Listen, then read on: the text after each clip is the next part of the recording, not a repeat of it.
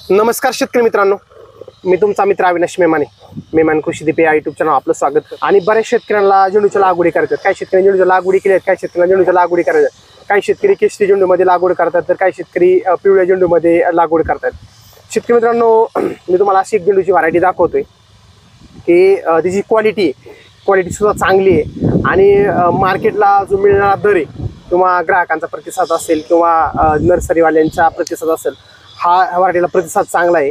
तर ह्या व्हरायटीची स्पेसिफिकेशन काय आहेत, शेतकऱ्यांनी ज्यावेळेस ड्रीम येलो झेंडूची लागवड शेतकरी करणार आहे त्यावेळेस लागवड करताना कोणत्या हंगामामध्ये या झेंडूची लागवड केली पाहिजे, लागवड करत असताना लागवडीचं अंतर सफिशियंट किती ठेवलं पाहिजे, किंवा 2 रोपातलं अंतर असेल किंवा 2 बेडमधलं अंतर किती ठेवलं पाहिजे, कोणत्या हंगामामध्ये जे नंबर ऑफ प्लांट्स म्हणतो आपण, रोपांची संख्या हंगामानुसार कमी जास्त करणं गरजेचं आहे तर ती कशी केली पाहिजे, किंवा म्हणजे प्रोडक्शन म्हणतो आपण ड्रीम येलोचे प्रोडक्शन कसं आहे, परत सरासरी वजन असेल, अशा असंख्य प्रश्नांचा वेध आपण आजच्या व्हिडिओमध्ये घेणार आहोत।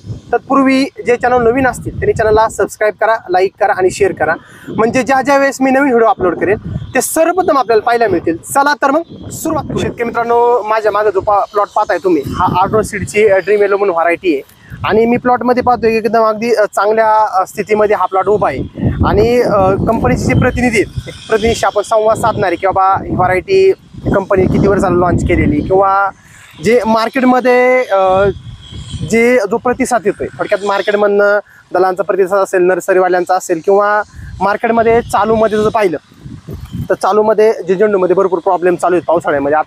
आता सुद्धा पाऊस चालू आहे जून महिन्यामध्ये, आता पुढचे 2 ते 3 महिने पूर्ण पाऊस राहणार आहे। त्यामुळे काही शेतकऱ्यांना झेंडूच्या लागवडी करायची, काही शेतकऱ्यांनी झेंडूच्या लागवडी केलेल्या आहे।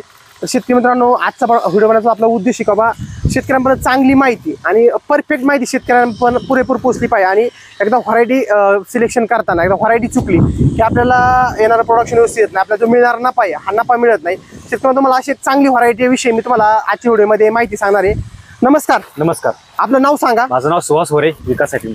मला सांगा, ही ड्रीम येलो जी व्हरायटी आहे ही किती वर्ष झालं आपल्या कंपनी लॉन्च केलेली?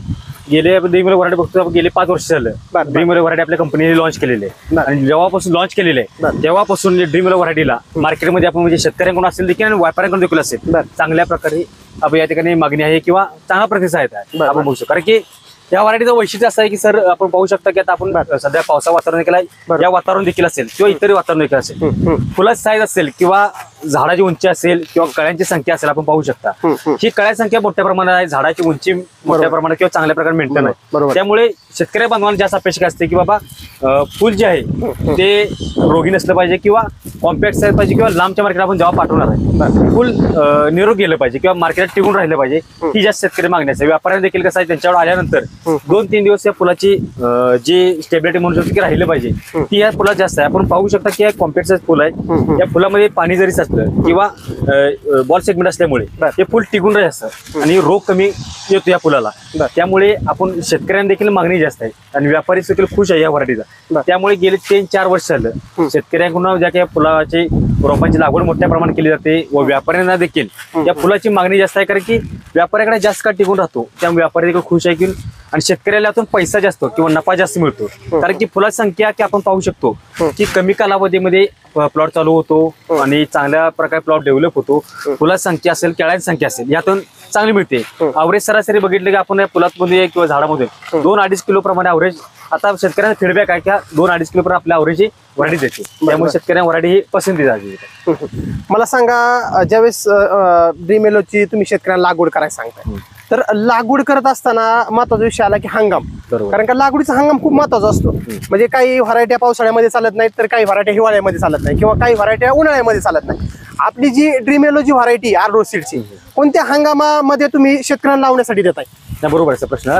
आपण आता गेले ड्रीम येलो व्हरायटी वैशिष्ट्य बघू शकतो की ही व्हरायटी मुळात आमच्याकडे वर्षभर देखील लागवडीसाठी अतिशय उत्कृष्ट चालते, काय अडचण नाही। आणि पावसाळ्यात देखील आपण पाहू शकता, पावसाळ्यात देखील ही व्हरायटी तुम्हाला एकदम दणकट म्हणजे कांडीकर असेल किंवा इतर रोगांना असेल तुम्हाला कोणत्याही रोग येणार नाही, त्यामुळे पावसाळ्यात देखील आपण व्हरायटी लावू शकतो। थंडी दिवसात देखील, थंडी दिवसामध्ये कसा प्रॉब्लेम येतो की काय संख्येत झाडांची उंची वाढत नाही, बरोबर। हे व्हरायटी असा विषय की उंची वाढ होते, कळ्यांची संख्या येते, त्यामुळे शेतकऱ्याचे उत्पादन देखील चांगलं होईल। म्हणजे तुम्ही सर्व हंगामात ही व्हरायटी आपण लांबकाच लावू शकतो. काय अडचण नाही. आता तुम्ही सांगितलं की ड्रीम येलो हे झेंडूची व्हरायटी पावसाळ्यामध्ये लावू शकता, हिवाळ्यामध्ये लावू शकता, काय उन्हाळ्यामध्ये.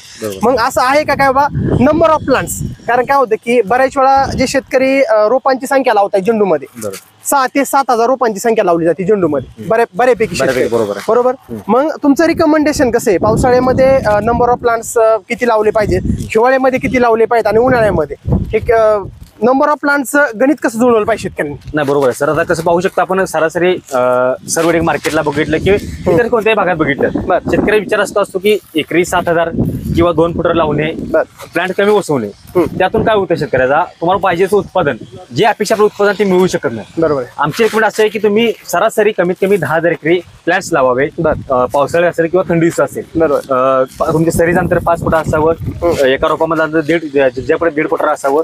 तुम्ही त्या पद्धतीने केला तर तुम्हाला त्यामध्ये देखील एवढं तुम्ही प्लांट बसवून देखील तुम्हाला झाडाची उंची असेल किंवा झाडाचा फुटवा असेल चांगल्या प्रकारे मिळू शकतो आणि तुम्हाला कळी संख्या असेल कळी संख्या मिळणार. कारण बऱ्याच शेतकऱ्यांचा असं समज गैरसमज असू शकतो की प्लांट जास्त लावले की कळ्या संख्या कमी येणार किंवा झाडाची साईज वाढणार नाही. पण तसं नाही होता. तुम्ही झाडांचे प्लांट्स वाढवले तरी देखील तुम्हाला त्यातून झाडाची उंची असेल किंवा कळ्या संख्या असेल नक्की जास्त मिळणार आहे.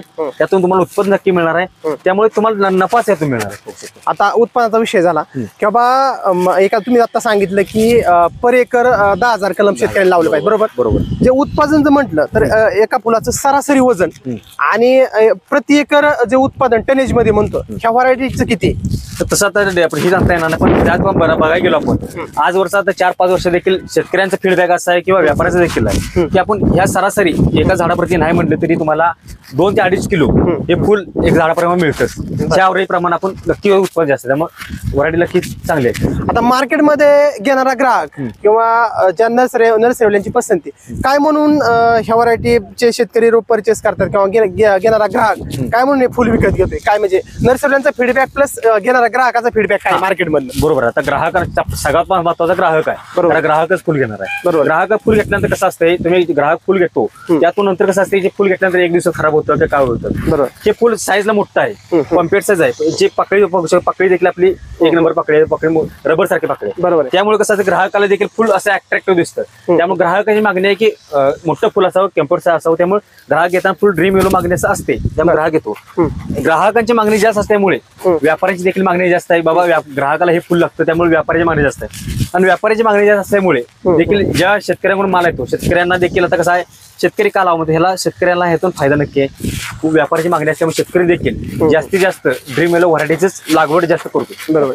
मला सांगा काय होतं की झेंडूमध्ये जी व्हायरसचं प्रमाण आहे दिवसेंदिवस वाढत चाललेलं आहे. बरोबर. मग ह्या व्हरायटीमध्ये व्हायरस रेजिस्टंट व्हरायटी कशी आहे किंवा ह्या व्हरायटीला व्हायरसचा प्रादुर्भाव किती % किंवा नियोजन कसं आहे? नाही बघू शकता की ही व्हरायटी मुळात असं असते आपण व्हायरस एकदम दणकट आहे. ह्यात आपण बघू हे व्हरायटी जेव्हा आपल्या ऑर्डर सीडनं निर्मिती केली ह्या व्हरायटीमध्ये एक क्लोन हा जंगली आहे. बरोबर. त्यामुळे कसं त्यामुळे तुम्हाला ही व्हरायटी कोणत्या सीझनला असेल व्हायरसला अतिशय कमी बळी पडणार किंवा व्हायरसला बळी पडणार नाही. तर हे मुळात ह्याच्या सुरुवातीपासूनच दणकटपणा जास्त असल्यामुळे व्हायरसला ह्याचं प्रमाण अतिशय कमी आहे. बरं. मला सांगा आता तुम्ही मला सांगितलं की लागवड करत असताना 2 बेड मधलं अंतर 5 फूट आणि 2 रोपातलं झिगझॅग अंतर आहे 1.5 फूट. बरोबर. एकरी 10,000 कलम लावलं जातं. तर काय होतं की लागवड करत असताना काय जो मल्चिंग वापरला कारण बऱ्याच वेळा काय होतं की व्हायरस झेंडूला बऱ्यापैकी येत असतो. मग काय होतं की ह्या झेंडूला बांधण्याची गरज पडते का किंवा जे फवारण्याचं व्यवस्थापनामध्ये शेतकरी चुका काय करतात किंवा ते व्यवस्थापन शेतकऱ्यांनी कसं केलं पाहिजे? कांडीकारपा असेल किंवा व्हायरसचं व्यवस्थापन असेल? बरोबर. आता आपण पाहू शकतो की आपण ज्या शक्य आहे त्याने मल्चिंगवर देखील आपण लागवड करू शकतो. बरोबर. आणि मुळात म्हणजे कसं आहे तुम्ही ओपन फील्ड असेल किंवा साधारण आहे तुम्ही छोट्या ओपनला देखील आपण हे लागवड करू शकतो. त्याला तुम्ही 15-15 दिवसाच्या गॅपनं आपण त्याला भर लावत गेलो तर त्याला देखील चांगला फुटवा किंवा फ्रँचाईज म्हणू शकतो की संख्या वाढू शकते. मल्चिंगवर देखील तसं मी आता प्रादुर्भाव मल्चिंगवर देखील लागवड केली तर त्याला आपण पाहू शकतो या ठिकाणी काटे बांधणी या ठिकाणी केलेली आहे. तर झाडाची संख्या वाढली या पावसाळ्या दिवसात असेल किंवा बऱ्यापैकी झाडा मोडण्याची संख्या असेल किंवा पडण्याच्या प्रमाण असेल नुकसान शेतकऱ्याला जास्त होतं पावसाळ्यात देखील. त्यासाठी आपण कसं यासाठी काठी बांधू पाहिजे तार त्या पूर्ण दोन्ही बाजून तारा लागवड केली पाहिजे बांधणी केली पाहिजे. त्यामुळे झाडाच्या कलण्याचं प्रमाण कमी होईल. त्यातून शेतकऱ्याचं नुकसान होणार नाही. या प्रमाणे जर शेतकऱ्यांनी नियोजन केलं झाडा नुकसान जेवढं कमी होईल प्रयत्न केला तर नक्कीच तुम्हाला शेतकऱ्यांना यातून फायदा मिळू शकतो की रोपात आपल्याला नुकसान होणार नाही. शेतकरी मित्रांनो तुम्ही सुद्धा झेंडू उत्पादक शेतकरी असाल आणि आता पावसाळ्यामध्ये जून महिन्यामध्ये किंवा पुढं थंडीमध्ये झेंडू लावायचा जरी विचार करत असाल तर तुम्ही आर्डो सीडचा ड्रीम इलेव्हन झेंडूची लागवड करू शकता. आता मी डायरेक्ट लाईव्हमध्ये प्लॉटमध्ये पाहतो की मी बऱ्याच वेळा शेतकऱ्यांना सांगत असतो व्हरायटी सिलेक्शन करत असताना महत्त्वाचा विषय आला की त्या झेंडूची जी पाकळी म्हणतो आपण फुलाची, हे पाकळी जाड पाहिजे, रबरागत. म्हणजे जाड का पाहिजे, हे जे शेल्फ लाईफ तोडणीपासून शेवटच्या ग्राहकापर्यंत पोहोचायला अगदी 3 ते 4 दिवस जातात.